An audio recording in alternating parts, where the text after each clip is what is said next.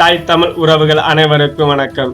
இந்தியாவின் பணக்கார முதல்வர்களின் பட்டியலில் முதல் ஆளாக இருக்கக்கூடியவர் ஆந்திரா மாநிலத்தின் முதல்வர் ஐயா சந்திரபாபு நாயுடு அவர்கள். அதாவது அவருடைய சொத்து மதிப்பு 6700 கோடிக்கு மேல். அதுவும் நேர்மையாக தன்னுடைய உழைப்பின் மூலியமாக அவருடைய தொழிலும் மூலியமாக வருமான வரி கட்டி சம்பாதித்த பணம். அந்த பணம் எப்படி சம்பாதித்தார், அவர் என்ன தொழில் செய்கிறார் என்றால் பால் உற்பத்தி. முதலில் 7000 ரூபாய் முதலீடு போட்டு இந்த அளவுக்கு உயர்ந்துள்ளார் என்றால் அதன் சந்தை மதிப்பு மிக பெரிய அளவு உள்ளது. அதாவது பாலின் சந்தை மதிப்பு.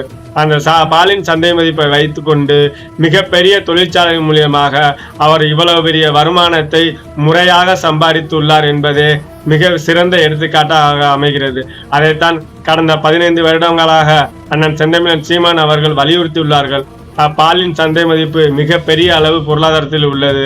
அதை நாம் கையில் எடுத்தால் மிக பெரிய அளவு நாமும் முன்னேறலாம், நம்முடைய நாடும் முன்னேறும் என்பது.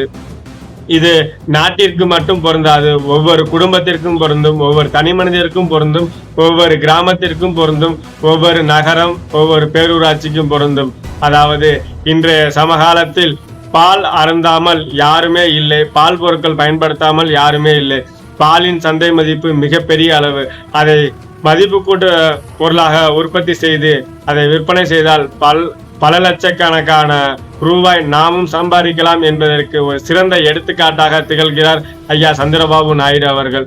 இதை ஒவ்வொருவரும் தெரிந்து கொண்டு நாமும் நம் வாழ்வில் முன்னேறுவோம் என்று கேட்டு விடைபெறுகிறேன். நன்றி, வணக்கம். இதை பற்றியான கருத்துக்களை என்னுடன் பகிர்ந்து கொள்ளுங்கள். ஓட்டு பாருங்க ஓட்ட, அப்புறம் பாருங்க நாட்டை.